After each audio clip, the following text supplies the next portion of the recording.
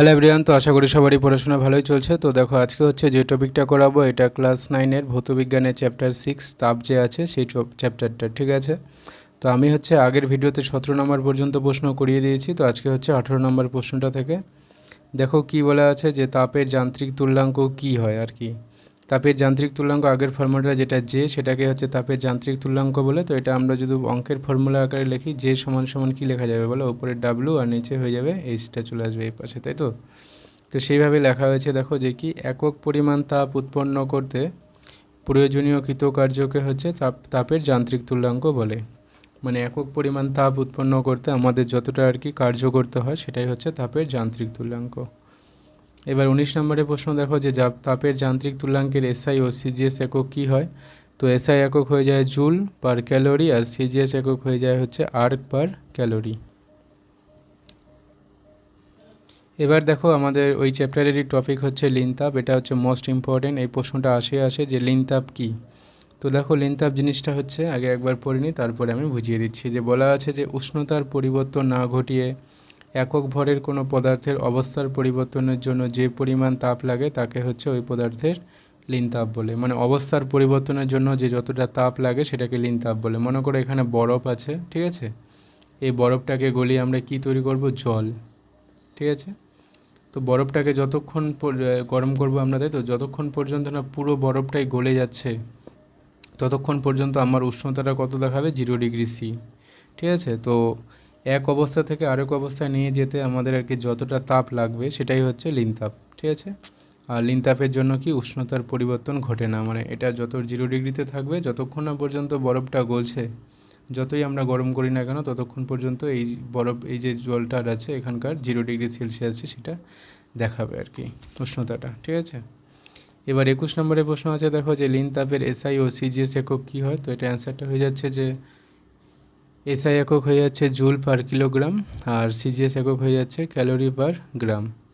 লিনতাপের মাত্রিয় সংকেতটা দেখো হচ্ছে M0L2T-2।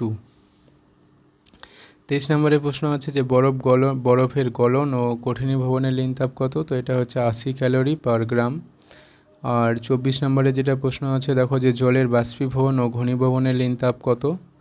তো জলের যেটা জল আছে যেটা বাষ্পীভবন আর ঘনীভবনের লিনতাপ সেটা হচ্ছে 537 ক্যালোরি পার গ্রাম, ঠিক আছে। এসআই পদ্ধতি সিজিএস পদ্ধতিতে লেখা এটা। এবার দেখো যে লিনতাপ ও বোধগম্য তাপের পার্থক্য। তো অবস্থার পরিবর্তন প্রথম এদিকে পয়েন্ট করা হয়েছে, দেখো যে অবস্থার পরিবর্তন, লিনতাপে যে কোনো পদার্থের অবস্থার পরিবর্তন হয় কিন্তু বোধগম্য তাপে অবস্থার পরিবর্তন হয় না। বোধগম্য তাপ হচ্ছে ওই তাপটা, মনে করো যে এখানে আমাদের একটা জল নিয়েছি, হ্যাঁ, এই জলটাকে আমরা গরম করব। জলটা মনে করো যে এখন আছে 30°C, আমি গরম করে 50°C নিয়ে যাব, ঠিক আছে। তাহলে কি জলটা কি আমার বাষ্প হয়ে যাবে? না, খালি কি চেঞ্জ হচ্ছে, উষ্ণতার পরিবর্তন হচ্ছে। তো ওটাই হচ্ছে বোধগম্য তাপ, ঠিক আছে। যতটা তাপের জন্য এটি উষ্ণতাটার পরিবর্তন ঘটছে সেটা হচ্ছে বোধগম্য তাপ। এবার দেখো তাপমাত্রা, লিনতাপে হচ্ছে তাপমাত্রাটা একই থাকে আর বোধগম্য তাপে তাপমাত্রাটা এখনই বললাম যে এটা পরিবর্তন হয়। আর 3 নম্বর পয়েন্টে দেখো যে ক্যালোরিমিটারের সাহায্যে পরিমাপ। আর লিনতাপ হচ্ছে পরিমাপ করা যায় না, ক্যালোরিমিটারের সাহায্যে পরিমাপ করা যায় না। আর বোধগম্য তাপ যে আছে এটা হচ্ছে ক্যালোরিমিটারের সাহায্যে পরিমাপ করা যায়। এবার দেখো যেটা টপিক আছে যে সম্পৃক্ত ও অসম্পৃক্ত বাষ্প। সম্পৃক্ত বাষ্প মানে হচ্ছে যে নির্দিষ্ট উষ্ণতায় কোনো আবদ্ধ স্থানে যদি সর্বাধিক জলীয় বাষ্প উপস্থিত থাকে তাহলে এই বাষ্পকে হচ্ছে সম্পৃক্ত বাষ্প বলে। মনে করো যে তোমরা যেই ঘরে পড়ছো ওই ঘরের কথাই বলছি, এটা একটা আবদ্ধ স্থান, ঠিক আছে। মনে করো নির্দিষ্ট উষ্ণতায় যতটা জলীয় বাষ্প থাকতে পারবে, যদি সবটাই থাকে পুরোটাই, সেটাকেই আমরা কী বলবো, সম্পৃক্ত বাষ্প। মানে বাতাসের মধ্যে সর্বাধিক জলীয় বাষ্প উপস্থিত আছে। তারপরে অসম্পৃক্ত বাষ্প কি, দেখো বলা আছে যে নির্দিষ্ট উষ্ণতায় কোনো আবদ্ধ স্থানে যদি সর্বাধিক জলীয় বাষ্প উপস্থিত না থাকে তাহলে ওই বাষ্পকে বলে অসম্পৃক্ত বাষ্প। এবার দেখো যেটা 28 নম্বরের প্রশ্ন আছে যে আপেক্ষিক আর্দ্রতা কি। তো এটার অ্যান্সারটা হয়ে যাচ্ছে যে কোনো নির্দিষ্ট উষ্ণতায় একটি নির্দিষ্ট আয়তনের বায়ুতে যে পরিমাণ জলীয় বাষ্প আছে এবং ওই উষ্ণতায় ওই আয়তনের সম্পৃক্ত বায়ুতে যে পরিমাণ জলীয় বাষ্প থাকে এই দুইয়ের অনুপাতকে হচ্ছে আপেক্ষিক আর্দ্রতা বলে। মনে করো যে কোনো একটা বায়ুতে জলীয় বাষ্প কতটা আছে, ধরে নাও এখন যে 50, আচ্ছা একটা অ্যামাউন্ট বলছি আর কি, যে লিটারেও ধরে নেওয়া যায়, 50 লিটার জলীয় বাষ্প আছে কথার মানে। আর ওই বায়ুতে কতটা থাকতে পারে? 80 লিটার। তাহলে এই দুটার যে অনুপাত আসবে সেটাকে আমরা কি বলি? আপেক্ষিক আর্দ্রতা। ঠিক আছে, এবার দেখো যেটা 29 নম্বরের প্রশ্ন আছে যে বায়ুর আপেক্ষিক আর্দ্রতা 50%-এর অর্থ কী? তো এটা অ্যান্সারটা হয়ে যাচ্ছে যে ঘরের উষ্ণতায় একটি নির্দিষ্ট আয়তনের বায়ুকে সম্পৃক্ত করতে যে পরিমাণ জলীয় বাষ্পের প্রয়োজন তার শতকরা 50 ভাগ জলীয় বাষ্প ওই বায়ুতে উপস্থিত আছে। মানে আরও যদি আমরা বাতাসটাকে সম্পৃক্ত করতে চাই, মানে সেটা সম্পৃক্ত করার জন্য যতটা দরকার, মানে আরও 50 ভাগ আর কি জলীয় বাষ্প ওই বায়ুতে উপস্থিত আছে, সেটাই আর কি বলছে। এরপরে দেখো যেটা 30 নম্বরের প্রশ্ন আছে যে পরম আর্দ্রতা কাকে বলে? তো এটার অ্যান্সারটা হয়ে যাচ্ছে দেখো যে প্রতি ঘনমিটার বায়ুতে যত গ্রাম জলীয় বাষ্প থাকে তাকে হচ্ছে পরম আর্দ্রতা বলে। মানে একটা ঘনমিটার হিসাব করো 3D ডাইমেনশনে, ঠিক আছে? প্রতি ঘনমিটার বায়ুতে যতটা গ্রাম জলীয় বাষ্প থাকবে সেটাকে হচ্ছে পরম আর্দ্রতা বলা হয়। এবার দেখো যেটা 31 নম্বরের প্রশ্ন যে শিশিরাঙ্ক কী? তো এটার অ্যান্সারটা হয়ে যাচ্ছে যে উষ্ণতায় কোনো নির্দিষ্ট পরিমাণ বায়ু সম্পৃক্ত হয় সেই উষ্ণতাকে ওই বায়ুর শিশিরাঙ্ক বলে। মানে যে উষ্ণতায় কোনো বায়ু হচ্ছে সম্পৃক্ত হয়ে যাবে, ঠিক আছে, সেই উষ্ণতাকে ওই বায়ুর কী বলা হয়? শিশিরাঙ্ক। এবার দেখো শিশির কী জিনিসটা, তার মানে শিশিরাঙ্কের সঙ্গে শিশিরের সম্পর্ক আছে। তো এটা হয়ে যাচ্ছে যে দেখো বায়ুর উষ্ণতা শিশিরাঙ্কের চেয়ে কমে গেলে জলীয় বাষ্প ঘনীভূত হয়ে জলবিন্দু রূপে পড়ে আর কি। কোথায় পড়বে? ভূপৃষ্ঠের উপরে, ঘর বাড়িতে কিংবা ঘাসের মধ্যে, ঠিক আছে। এটাকে কি বলে? এই জলবিন্দুগুলোকে আমরা শিশির বলি, ঠিক আছে। এবার 33 নম্বরের প্রশ্ন দেখো যে বায়ুমণ্ডলের তাপমাত্রা শিশিরাঙ্কের সমান হলে আপেক্ষিক আর্দ্রতা কত ধরা হয়? যে বায়ুমণ্ডলের তাপমাত্রা যদি শিশিরাঙ্কের সমান হয়ে যায় সেটার আপেক্ষিক আর্দ্রতা ধরা হয় 100%। এবার 34 নম্বরের প্রশ্ন যে শিশির পড়ার প্রয়োজনীয় শর্তগুলি কি লেখো আর কি। তো এটা হচ্ছে মেঘহীন পরিষ্কার আকাশ, যদি আকাশটা পরিষ্কার থাকে একবারে পুরোপুরি মেঘ মুক্ত তাহলে কিন্তু শিশির পড়তে পারে। স্থির বাতাসটা যদি স্থির থাকে তাহলে কিন্তু শিশির পড়তে পারে, ঠিক আছে। বাতাসে বেশি পরিমাণে জলীয় বাষ্পের উপস্থিতি, এই যে বাতাসটা আছে এটার মধ্যে যদি বেশি পরিমাণে জলীয় বাষ্প উপস্থিত থাকে তাহলে শিশির পড়ার চান্সেসটা আছে। এবার দেখো যেটা 35 নম্বরের প্রশ্ন যে কুয়াশা কী? তো আমরা চিনি এমনি কুয়াশা শীতকালে, অবশ্যই সামনে শীতকাল আসছে, কুয়াশা অবশ্যই দেখা যাবে। তো কুয়াশা হচ্ছে দেখো যে কোনো বিস্তীর্ণ অঞ্চলের উষ্ণতা শিশিরাঙ্কের নিচে নেমে গেলে বায়ুতে উপস্থিত জলীয় বাষ্প ঘনীভূত হয়ে ধুলোবালি, কয়লা গুঁড়ো ইত্যাদির উপর জমা হয়ে ভাসতে থাকে, একেই কুয়াশা বলে। মানে আমাদের যে জলীয় বাষ্পটা আছে এটা যদি আর কি শিশিরাঙ্কের থেকে নিচে নেমে গেল, ঠিক আছে, নিচে নেমে যাওয়ার পরে বাতাসে যে জলীয় বাষ্পগুলো আছে সেগুলো নিচে না পড়ে আর কি ধুলোবালি বা কয়লার গুঁড়ো ইত্যাদির উপর জমা হয়ে ভাসতে থাকে, এটাকেই আমরা হচ্ছে কুয়াশা বলি।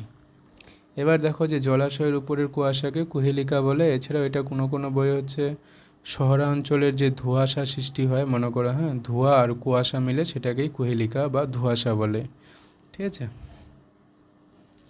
তো এবার দেখো যে টপিকটা হচ্ছে সেটা জলের ব্যতিক্রান্ত প্রসারণ। তো যেটা জলের ব্যতিক্রান্ত প্রসারণে যেটা 36 নম্বরের প্রশ্ন দেখো কি বলা আছে যে জলের ব্যতিক্রান্ত প্রসারণ কি। তো এটা অ্যান্সারটা হয়ে যাচ্ছে যে 0°C থেকে 4°C পর্যন্ত উষ্ণতার ব্যবধানে জলের আয়তনের পরিবর্তন অন্যান্য তরল থেকে আলাদা হয়। মানে আমাদের বেসিক্যালি কী হয় দেখো যে অন্যান্য তরল পদার্থগুলো যা আছে সেগুলো হচ্ছে 4°C, মানে যত আমরা গরম করব তার আয়তনটা বেড়ে যায়, কিন্তু জলের ক্ষেত্রে এটা উল্টা দেখা যায়, ঠিক আছে। মনে করো এখানে 0°, এখানে 4° আছে, 4°C পর্যন্ত গরম যখন করব উষ্ণতাটা না বাড়ে কমতে থাকবে, আবার যখনই 4°C বেশি হবে জলের আয়তনটা বেড়ে যাবে। তো এই যে ঘটনাটা দেখাচ্ছে এটাকে কি বলা হয়? জলের ব্যতিক্রান্ত প্রসারণ, ঠিক আছে। এই যে এখানে লেখা আছে তোমরা পড়ে নেবে, ওটাই লেখা আছে। এবার দেখো যেটা 37 নম্বরের প্রশ্ন যে কোন উষ্ণতায় জলের ঘনত্ব সবচেয়ে বেশি হয়। তো এটা আমরা সবাই জানি যে 4°C উষ্ণতায়। এছাড়া এটা মোস্ট ইম্পর্টেন্ট প্রশ্ন, হ্যাঁ, মানে 4°C উষ্ণতায় জলের ঘনত্ব সবচেয়ে বেশি হবে।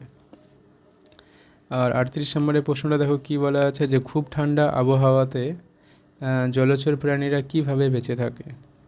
তো এটা হচ্ছে একবার পড়লেই বুঝতে পারবে। দেখো যে বলা আছে যে শীতপ্রধান দেশে বায়ুর উষ্ণতা 0°C বা তারও কম হয়। জল যখন ক্রমশ ঠান্ডা হয় তখন 4°C উষ্ণতার ঘন ও ভারী জল নিচে থাকে, উপরের স্তরে বরফ জমে, ফলে জলচর প্রাণীরা বেঁচে থাকতে পারে। মানেটা হচ্ছে দেখো ডায়াগ্রামের মাধ্যমে যদি বোঝাই যে দেখা গেল এখানে হচ্ছে শীত প্রধান দেশ, তাহলে উপরে ঠান্ডা পড়বে, ঠান্ডা পড়ার ফলে জলটাও ঠান্ডা হবে। আর জলটা ঠান্ডা হলে আমরা কি জানি, ভারী হয়ে যায়, মানে ঘন হয়ে যায়। তো ভারী জলটা নিচে আসে, আর যখন আবার এই প্রক্রিয়াটা আর কি চলতে থাকে, নিচের গরম জলটা উপরে ওঠে। তো যখন একটা দেখা যায় যে জলের উষ্ণতা উপরে বরফ জমে গেছে, তখনও কিন্তু জলের যে নিচের টেম্পারেচারটা সেটা 4 ডিগ্রি সেলসিয়াসই থাকে। আর আমরা তো জানি যে 4 ডিগ্রি সেলসিয়াস উষ্ণতার জল সব থেকে ঘন আর ভারী হয়, মানে এই জলটা উপরে উঠবে না, কারণ ভারী জল সবসময় নিচেই থাকবে। আর তো উপরে আবার কি জমে যায়, বরফ জমে যায়, আর নিচের জলটা জলই থেকে যায়, ঠিক আছে, 4 ডিগ্রি সেলসিয়াস, কারণ জিরোতে না পৌঁছালে তো বরফ হবে না। তো এই যে 4 ডিগ্রি সেলসিয়াস টেম্পারেচারটা ধরে রাখে, এই জন্যই হচ্ছে বরফের নিচে জল জমা থাকে, আর এই জলের মধ্যেই হচ্ছে শীত প্রধান দেশে যে জলচর প্রাণীগুলো আছে সেগুলো বেঁচে থাকে। তো আশা করি বুঝতে পারা গেছে। তো যাই হোক, আজকের এই ভিডিওতে এই পর্যন্তই, দেখা হচ্ছে নেক্সট ভিডিওতে।